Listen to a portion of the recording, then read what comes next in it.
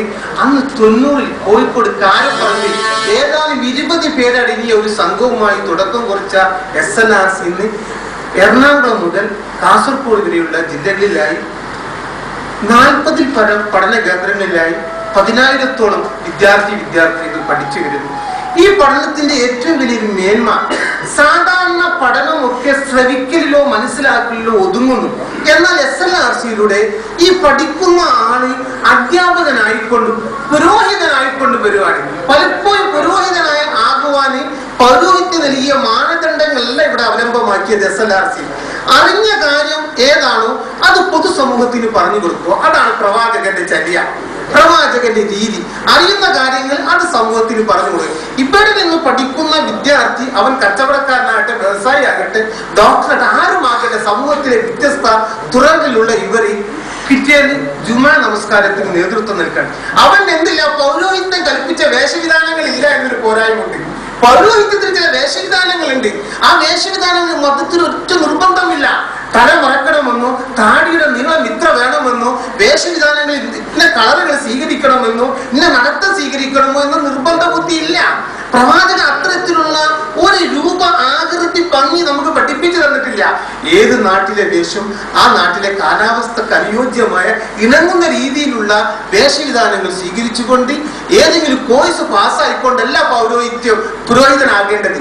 പഠിച്ച കാര്യം അങ്ങനെ SLRCയിൽ ഈ ഖുതുബ നിർവഹിക്കുന്ന ഖതീബുമാരും അധ്യാപകന്മാരും വന്നതോട് പോലീസ് ഓഫീസർ, അതായത് കോഴിക്കോട് പോലീസ് സൂപ്രണ്ടായിരുന്ന ഡിവൈഎസ്പി പിന്നീട് പോലീസ് ഓഫീസറുമായിരുന്ന CP അബ്ദുറഹിമാൻ കുട്ടി പട്ടാളപ്പള്ളി പോലീസ് ഓഫീസ് ക്വാർട്ടേഴ്സിന് തൊട്ടടുത്തുള്ള പട്ടാളപ്പള്ളിയുടെ മെമ്പറിനെ അലങ്കരിപ്പിച്ചപ്പോൾ അത് സാധാരണക്കാർക്ക് ആവേശമായി. ഇങ്ങനെ പുരോഹിതനാകാമെങ്കിൽ നമുക്കും ആകാമല്ലോ.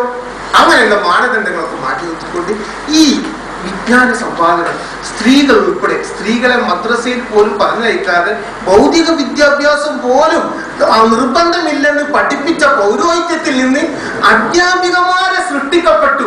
സ്ത്രീകൾക്ക് പോലും അറിവ് സമ്പാദനമാകുന്ന ഒരു രീതി SLRCയിലൂടെ കടന്നു. അങ്ങനെ SLRC ഈ ഒരു വർഷത്തിൽ നടത്തുന്ന കോഴ്സിന്റെ ഫലമായി ഒരു പൊതുപരീക്ഷ ഏർപ്പെടുത്തും. ആ പൊതുപരീക്ഷയിലൂടെ വിജയിക്കുന്ന ആളുകളെ ഒക്കെയും ഒരു വേദിയിൽ വർഷത്തിലൊരിക്കൽ സംഗമം, സംസ്ഥാന സംഗമം നടത്തിക്കൊണ്ട് അത് കോഴിക്കോട്, കോട്ടയം തുടങ്ങിയ പ്രദേശം ഇവിടെ തന്നെ 15 വർഷങ്ങൾക്ക് മുമ്പ് കണ്ണൂരിൽ നടത്തപ്പെട്ടിട്ടുണ്ട്. ഇപ്രാവശ്യം കണ്ണൂരിലേക്കാണ് ദിനേശ് ഓഡിറ്റോറിയത്തിൽ വെച്ച് മെയ് 20-ന് സംസ്ഥാനത്തിന്റെ വിവിധ ഭാഗങ്ങളിലുള്ള പഠിതാക്കൾ ഒരുമിച്ച് കൂടുകയും അവർക്ക് അവാർഡുകൾ നടത്തുകയും ഈ പഠിച്ച ആളുകളുടെ ഒരു വിജ്ഞാന മത്സരം അവിടെ അരങ്ങേറും.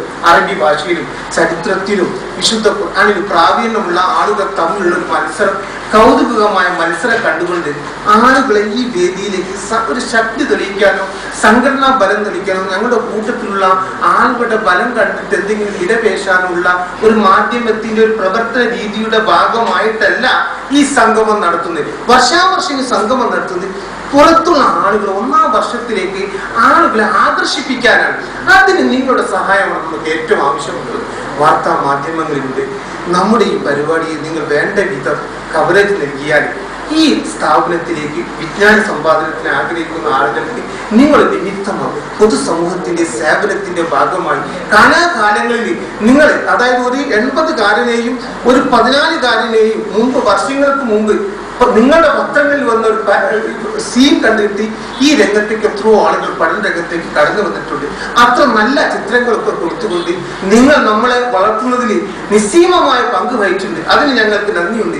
ഈ കണ്ണൂരിൽ ഇപ്രാവശ്യം നടത്തുന്ന ഈ ദിനേശ് ഓഡിറ്റോറിയത്തിൽ രാവിലെ മുതൽ രാത്രി വരെ 7 മണി മുതൽ തുടങ്ങുന്ന അവസാനത്തെ സമാപന സമ്മേളനം വരെയുള്ള പരിപാടികൾ നിങ്ങൾ വേണ്ട വിധത്തിൽ ഈ പൊതുസമൂഹത്തിലേക്ക് കൊടുത്തു കഴിഞ്ഞാൽ അതിന് നമുക്ക് വീണ്ടുപോകുന്ന ആളുകളെ വരും വർഷങ്ങളിലേക്ക് ഇതിന്റെ കാഞ്ഞങ്ങാട് വരെയുള്ള കാസർഗോഡ് ജില്ലകളിലേക്ക് ഇതിന്റെ പ്രവാഹം സുഗമമാകണമെങ്കിൽ നിങ്ങളുടെ സഹായം ആവശ്യമായി. ഇക്കാര്യത്തിൽ നിങ്ങൾ സഹായിക്കുമെന്ന് ഞങ്ങൾ പ്രതീക്ഷിക്കുന്നു.